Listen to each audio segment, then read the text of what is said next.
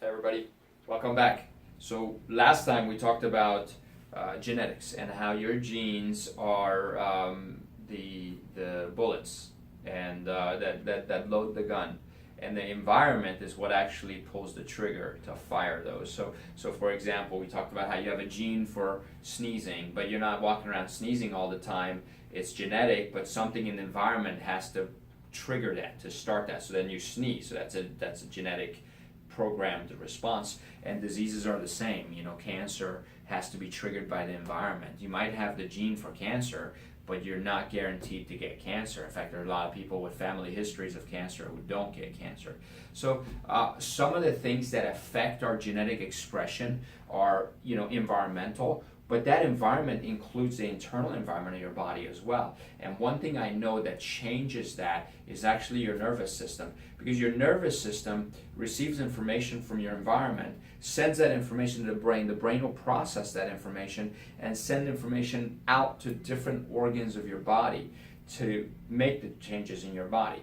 So an example would be if it's cold outside, your temperature sensors on your skin will tell the brain, hey, it's cold. And the brain will send information to, like, let's say your adrenal glands and says, hey, release a little bit of adrenaline, and we need to raise the heart rate a little bit, and we need to increase metabolism so we can generate more heat, so we can keep the temperature at exactly 98.6. So if it's 4 degrees outside or 40 degrees outside or 90 degrees outside, it doesn't matter. Your body temperature will stay 98.6. because your brain will make sure that happens. So it's your nervous system. And then, so your brain, through those nerves, activates genetic responses in your body to make sure you're healthy and functioning. Now, your brain, your nervous system, your brain is actually your mind, right? And programs. So your mind can control your brain, right? And can affect those systems. It's kind of like this. Imagine if there's a computer, right? I have a computer here. You see, this is a computer, right? And there's a lot of programs in this computer. And these programs are sitting there dormant, like your genes. And what happens is someone like me comes from the outside, so I'm the environment when it comes to the computer, right? And I use the keyboard, and I type on the keyboard to activate those programs. Unless I type on the keyboard or use the mouse, nothing's going to happen. The computer is not going to do anything.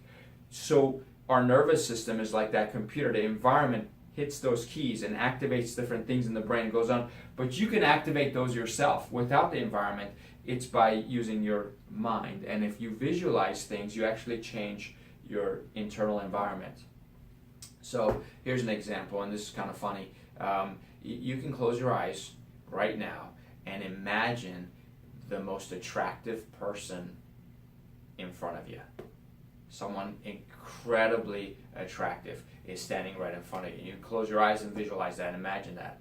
Just in that moment, and some of you are already blushing just thinking about this, in that moment, the brain, through your nervous system, will activate different programs in your body. Hormones will change. Your blood chemistry will change.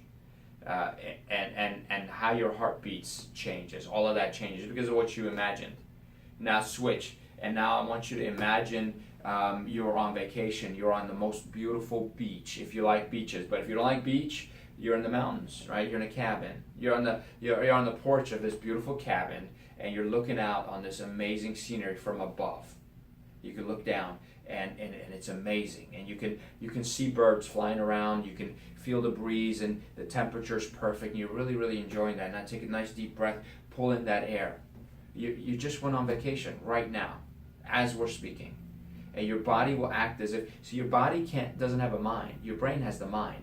So your body will act on whatever your mind believes. It doesn't know the difference between something that's vividly imagined in detail and something that's actually happening. Your body acts the same way. So you want to calm down, you want to feel good, you want to activate some of those relaxing programs in your genes. Well, all you do is just visualize you're on vacation. Now do this. Now visualize your worst nightmare coming true. Like someone you love just called you and said they're really sick. The doctor gave them some bad news. Man, just take an inventory of how your body feels right now, thinking that, imagining your loved one sick or worse than that, something bad just happened. that's your nightmare. Your body will change differently, and that the chemicals in your body, the hormones, those are making you sick. Those are toxic for you. That's what worrying is, by the way. Worrying is believing bad things are definitely going to happen. Worrying is believing that the worst will always come true, that evil will always conquer good. That's worrying. And your body won't like it, and it's going to act as if that's already happened, and it'll make you sick. So hang tight, because we're going to talk about this some more next time. I'm going to talk about medical students next time we talk. See you then.